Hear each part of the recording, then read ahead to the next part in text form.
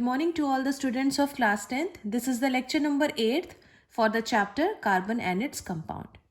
So this chapter is about to end, students. So today I am going to teach you the topics. It is very important.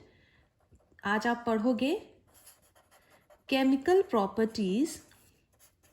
It is very important. इसको ध्यान दीजिएगा आप. Chemical properties of carbon compounds. Carbon के compounds की क्या रासायनिक properties है वो आपको पढ़ना है डिटेल में. It is very important. इसमें आपको क्या क्या पढ़ना है पहले आप ये देख लो. सबसे पहले आपको पढ़ना है कंबशन. कंबशन या दहन आपने ये पढ़ा हुआ है, आपको पता है इसका कॉन्सेप्ट, तो आप इसको अप्लाई करोगे कार्बन कंपाउंड्स पे. सेकेंड टॉपिक जो इसके अंदर आपको पढ़ना है दैट इज़ ऑक्सीडेशन. ऑक्सीडेशन आपने बहुत बार पढ़ा है, इसका हिंदी होता है उपचयन. नेक्स्ट आपको जो पढ़ना है वो पढ़ना है एडिशन रिएक्शन. एडिशन रिएक्शन, इसको हिंदी में आप योगात्मक अभिक्रिया भी कह सकते हो.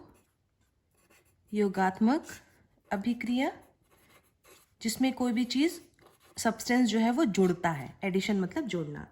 और लास्ट टॉपिक जो इसमें आपको पढ़ना है दैट इज सब्स्टिट्यूशन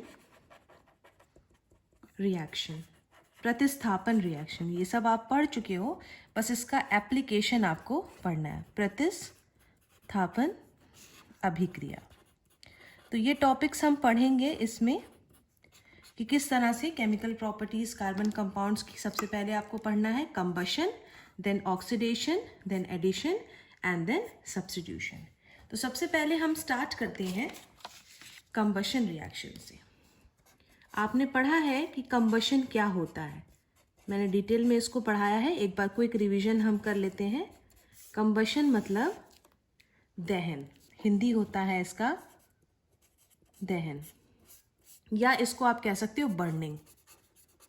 तो एक्चुअली कंबशन में क्या होता है, ये एक ऐसी अभिक्रिया होती है जो हाई टेम्परेचर पे एग्जिस्ट करती है.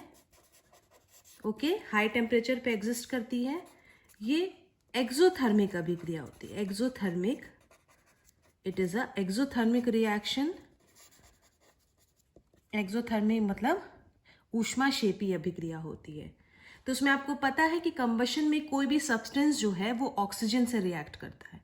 तो कंबशन में सिंपल ये जो चैप्टर हैं और जितने टॉपिक्स हैं आपको पढ़ने हैं, चाहे कंबशन हो, ऑक्सीडेशन हो, एडिशन हो या सब्स्टिट्यूशन रिएक्शन हो, आगे चल के आप एथेनॉल और एथेनोइक एसिड के बारे में आपको पढ़ना, तो वो सारे रिएक्शन बेस्ड हैं. कॉन्सेप्ट क्लियर कर लो. Combustion is also called as burning, इसको दहन बोलते हैं. ये एक हाई टेम्परेचर पे एग्जिस्ट करने वाला रिएक्शन है और इट इज़ अ एक्सोथर्मिक, यानी ऊष्मा बाहर निकलती है. तो सिंपल रिएक्शन है. ये सब्सटेंस है, मान लो कार्बन है, वो ऑक्सीजन के साथ रिएक्ट करेगा. ओके, कंबशन होगा और क्या फॉर्म करेगा, कार्बन डाइऑक्साइड, और साथ ही साथ हीट और लाइट जो है वो बाहर निकलेगी. तभी जो है ये एक एक्सोथर्मिक प्रोसेस है, यानी हीट जो है वो बाहर निकल रही है, रिलीज हो रही है. सेम रिएक्शन है आप मीथेन के साथ ले लो. CH4 is methane.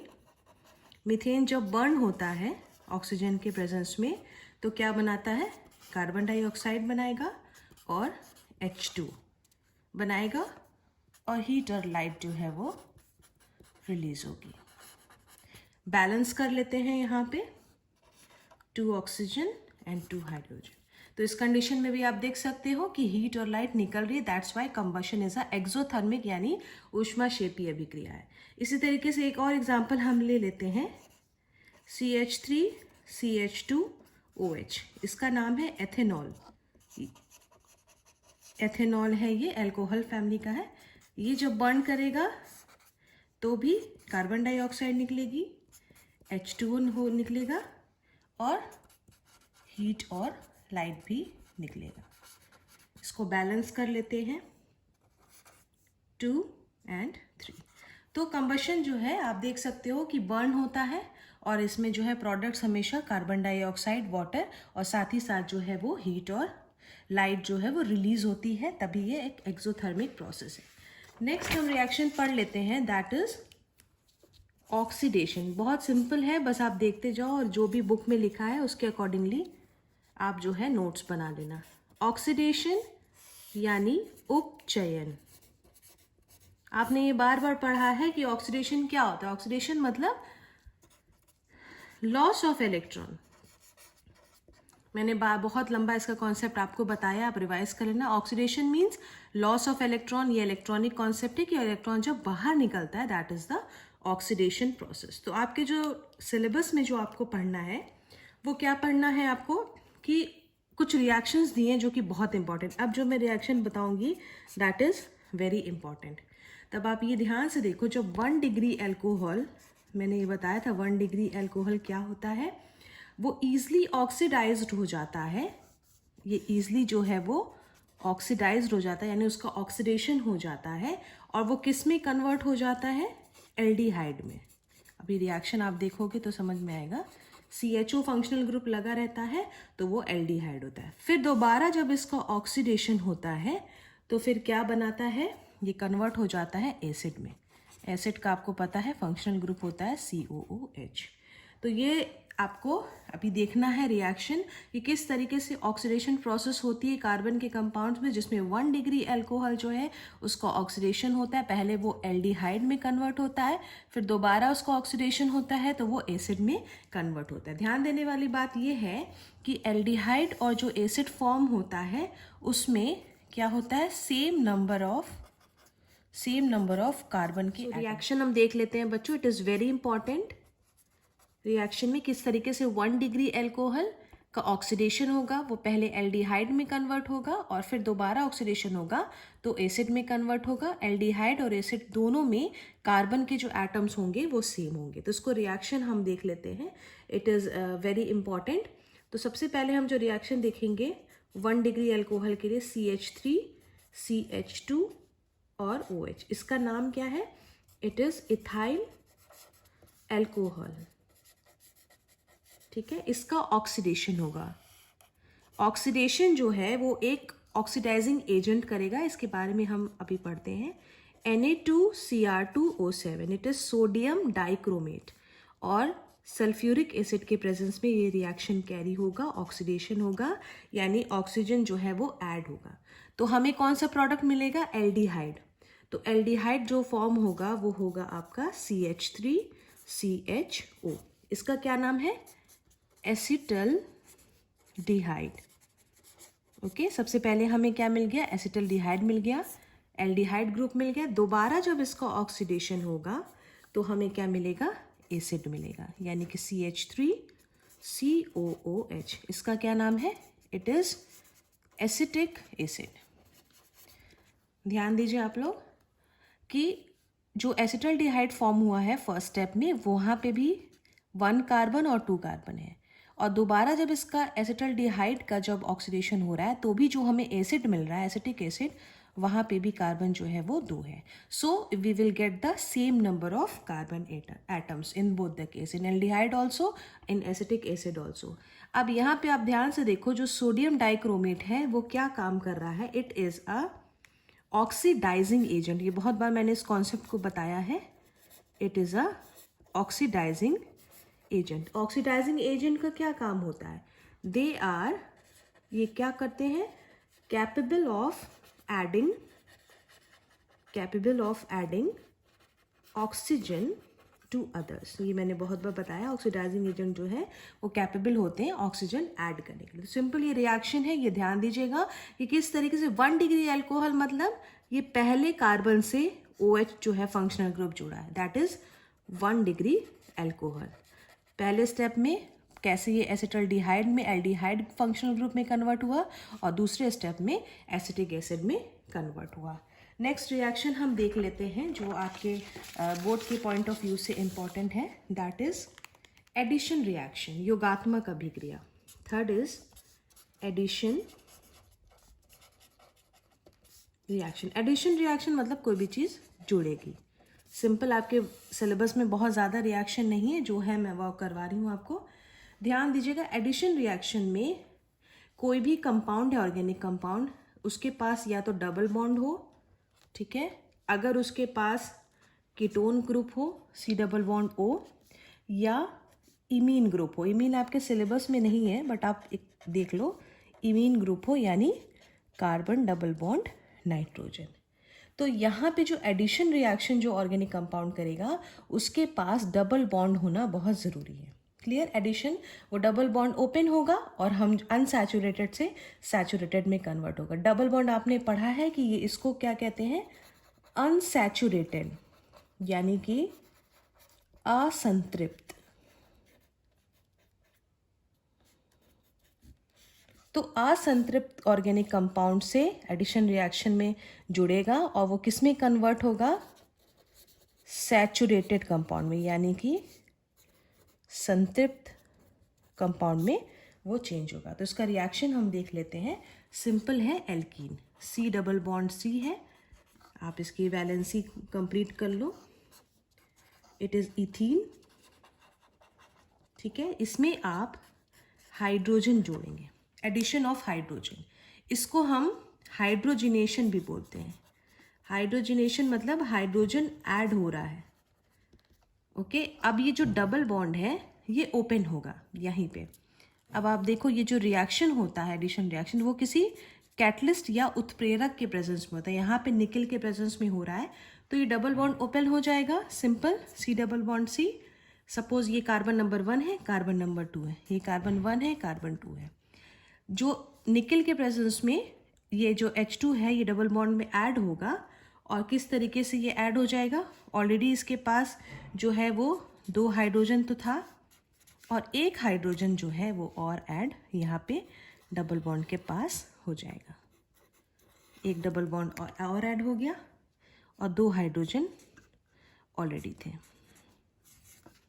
तो ये आपने देखा, योगात्मक अभिक्रिया या एडिशन रिएक्शन में कंपलसरी है कि डबल बॉन्ड हो या कार्बोनिल ग्रुप हो या इमीन ग्रुप हो, डबल बॉन्ड। तो ये डबल बॉन्ड ओपन होगा और इसके लिए रिएक्शन कैरी करने के लिए एक उत्प्रेरक या कैटलिस्ट की ज़रूरत होती है जो ये डबल बॉन्ड को ओपन करता है और रिएक्शन को फास्ट करता है। तो ये आपका जो है एडिशन रिएक्शन का एग्जाम्पल है। बोर्ड के पॉइंट ऑफ व्यू से एक बहुत इंपॉर्टेंट है कि जो वेजिटेबल ऑयल्स होते हैं, जो वेजिटेबल ऑयल्स होते हैं उनके में क्या होता है? They have got very long unsaturated carbon chain. उनके पास क्या होता है? लॉन्ग अनसैचुरेटेड, अनसैचुरेटेड मतलब असंतृप्त कार्बन चेन होती है वेजिटेबल ऑयल के पास। तो क्या होता है कि जब वेजिटेबल ऑयल का हाइड्रोजनेशन किया जाता है, यानी जब उसमें हाइड्रोजन को ऐड किया जाता है, तो उसमें कौन सा कैटलिस्ट यूज़ होता है? निकिल कैटलिस्ट यूज़ होता है। निकिल जो है वो एज अ उत्प्रेरक या कैटलिस्ट के रूप में यूज़ किया जाता है। तो ये भी जो है एक एग्जाम्पल है एडिशन रिएक्शन का कि वेजिटेबल ऑयल्स का किस तरीके से हाइड्रोजनेशन होता है। नेक्स्ट जो हमारा लास्ट रिएक्शन आपको पढ़ना है बच्चों, दैट इज सब्स्टिट्यूशन रिएक्शन।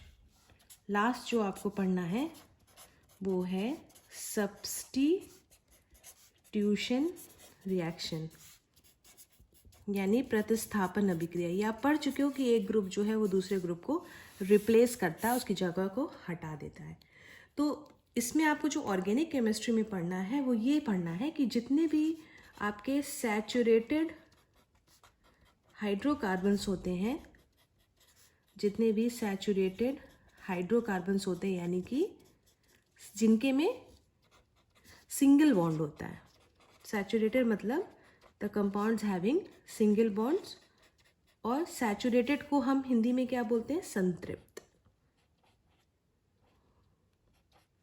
जितने भी संतृप्त हाइड्रोकार्बन्स होते हैं वो क्या होते हैं? बहुत ज़्यादा जो है वो अनरिएक्टिव होते हैं, मतलब वो जल्दी रिएक्ट नहीं करते, क्योंकि जो सिंगल बॉन्ड होता है वो बहुत ज़्यादा स्ट्रॉन्ग बॉन्ड होता है और ये ऑलमोस्ट जो है वो इनर्ट होते हैं, अक्रियाशील होते हैं, ठीक है, मोस्टली रिएजेंट्स के प्रेजेंस में। लेकिन जब हम सनलाइट के प्रेजेंस में रिएक्शन कराते हैं सैचुरेटेड हाइड्रोकार्बन्स का, तो ये रिएक्शन करते हैं।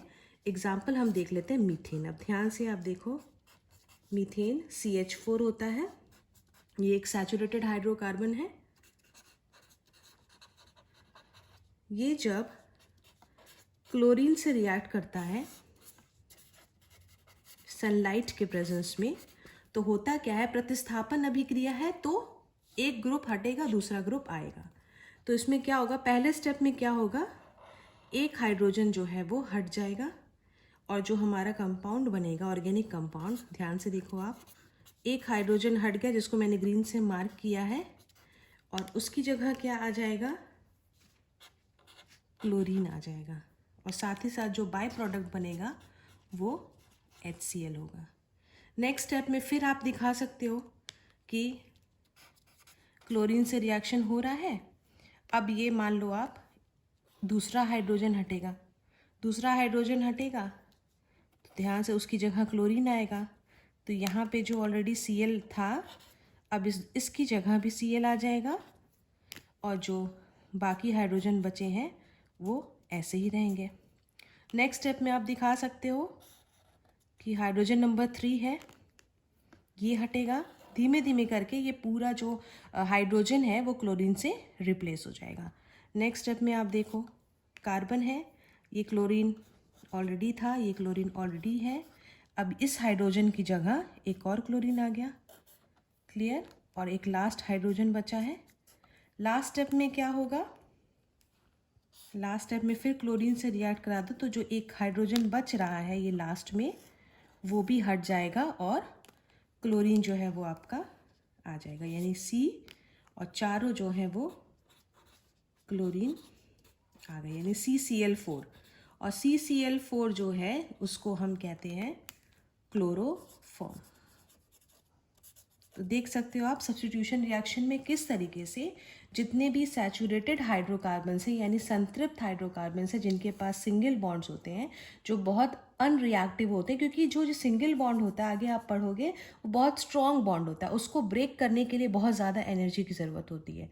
तो जब सनलाइट के प्रेजेंस में मीथेन जो है वो क्लोरीन के साथ रिएक्ट करता है, तो एक एक करके हाइड्रोजन, मान लो अभी हाइड्रोजन नंबर 1 है, 2 है, 3 है और 4 है, एक एक करके हाइड्रोजन जो है वो रिप्लेस होता जाता है, प्रतिस्थापित होता जाता है और उसकी जगह क्लोरीन जो है स्टेप बाय स्टेप जो है वो आता रहता है और लास्ट स्टेप में सारे हाइड्रोजन जो है वो प्रतिस्थापित हो जाते हैं, सब्स्टिट्यूट हो जाते हैं और उनकी जगह क्लोरीन आता है। सो स्टूडेंट्स, नेक्स्ट लेक्चर में हम जो है आगे के टॉपिक्स को कंटिन्यू करेंगे। आपको आगे जो है वो पढ़ना है इथेनॉल और इथेनोइक एसिड के बारे में और थोड़ा सा इंट्रोडक्शन आपको सोप और डिटर्जेंट के बारे में पढ़ना है, वो मैं नेक्स्ट लेक्चर में पढ़ाऊंगी। Thank you so much.